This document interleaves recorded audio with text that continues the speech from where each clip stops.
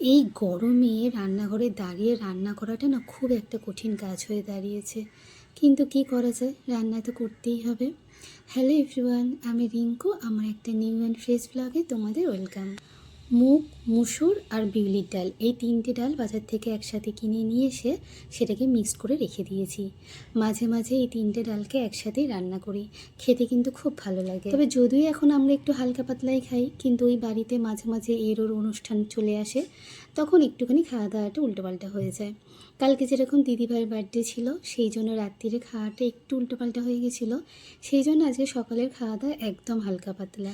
দেখলেন ফ্রিজে পটল আছে, সেই জন্য পটল আলু চিংড়ি মাছ দিয়ে একটা তরকারি, আর হচ্ছে কাটাপোনা মাছের শুধু ঝাল, আর এই ডালটা বানাবো। আর জানো তো, আমরা না সারা সপ্তাহ মোটামুটি মাছ একটুখানি কিনে নিয়ে এসে রেখে দেওয়ার চেষ্টা করি। তার কারণ বাজার থেকে মাছ আসবে, তারপর রান্না করব, এই চক্করে না অনেকটা লেট হয়ে যায়।